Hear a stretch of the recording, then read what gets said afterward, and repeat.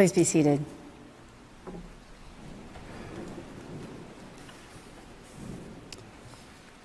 So you may have noticed several things about our worship service that's a little different today. As I mentioned earlier, these are signs of our COVID respite time, a 2-week rest that our bishops have encouraged for all parishes. Today's worship reflects our effort to be true to a time of greater simplicity in our common life, time of rest and refreshment for all of us. Also, in keeping with our COVID rest, for these 2 Sundays, we have decided not to research and prepare a sermon. Instead, again this morning, I've selected a sermon to share with you. Though I can hardly live up to the oratorical skills of the man who originally spoke these words, I share with you today an excerpt from a speech by the Reverend Dr. Martin Luther King, Jr. These remarks are drawn from a speech he delivered on April 3rd, 1968 in Memphis to a crowd of over 20,000 people in support of the sanitation workers' strike. Taking a cue from the opening sentence of this selection, we might title this sermon speech, "A Dangerous Unselfishness." So now in the words of Dr. King, let us develop a kind of dangerous unselfishness. One day a man came to Jesus and he wanted to raise some questions about some vital matters of life. At points he wanted to trick Jesus and show him that he knew a little more than Jesus knew and throw him off base. Now, that question could have easily ended up in a philosophical and theological debate. But Jesus immediately pulled that question from midair and placed it on a dangerous curve between Jerusalem and Jericho. And he talked about a certain man who fell among thieves. You remember that a Levite and a priest passed by on the other side. They didn't stop to help him. Finally, a man of another race came by.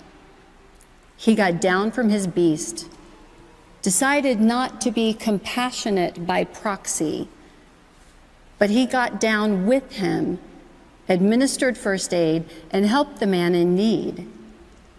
Jesus ended up saying this was the good man, this was the great man, because he had the capacity to project the I into the thou, and to be concerned about his brother. Now, we use our imagination a great deal to try to determine why the priest and the Levite didn't stop. At times we say they were busy going to a church meeting, an ecclesiastical gathering, and they had to get on down to Jerusalem so they wouldn't be late for their meeting.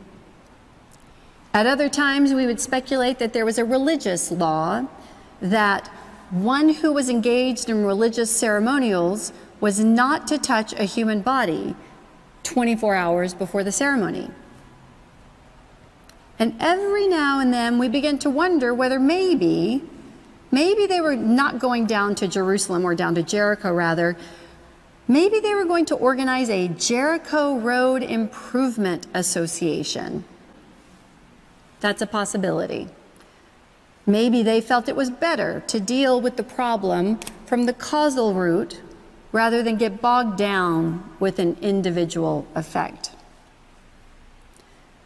But I'm going to tell you what my imagination tells me. It's possible that those men were afraid. You see, the Jericho Road is a dangerous road.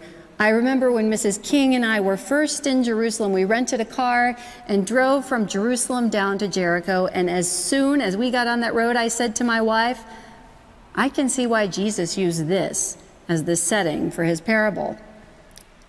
It's a winding, meandering road. It's really conducive for ambushing. You start out in Jerusalem, which is about 1,200 feet above sea level, and by the time you get down to Jericho, 15 or 20 minutes later, you're about 2,200 feet below sea level. That's a dangerous road. In the days of Jesus, it came to be known as the Bloody Pass. And you know, it's possible that the priest and the Levite looked over at that man on the ground and wondered if the robbers were still around. Or it's possible that they felt the man on the ground was merely faking, and he was acting like he had been robbed and hurt in order to seize them over there, to lure them there for a quick and easy seizure. And so the first question that the priest asked, the first question that the Levite asked was, if I stop to help this man, what will happen to me? But then the Good Samaritan came by and he reversed the question.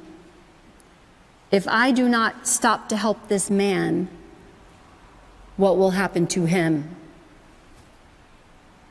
That's the question before you tonight. Not if I stop to help the sanitation workers, what will happen to my job? Not if I stop to help the sanitation workers, what will happen to all of the hours that I usually spend in my office every day and every week as a pastor. The question is not if I stop to help this man in need, what will happen to me? The question is, if I do not stop to help the sanitation workers, what will happen to them? That's the question. So let us rise up tonight with a greater readiness. Let us stand with greater determination. And let us move on in these powerful days, these days of challenge, to make America what it ought to be. We have an opportunity to make America a better nation.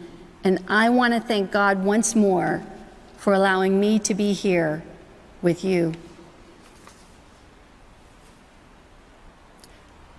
Dr. King spoke for more than 40 minutes that evening. And in the finale to his speech, he famously concluded with these prophetic words. Like anybody, he said, I would like to live a long life. Longevity has its place. But I'm not concerned about that now. I just want to do God's will. And so I'm happy tonight. I'm not worried about anything. I'm not fearing any man. Mine eyes have seen the glory of the coming of the Lord. And as we all know, Dr. King was assassinated the following evening. A dangerous unselfishness indeed. Amen.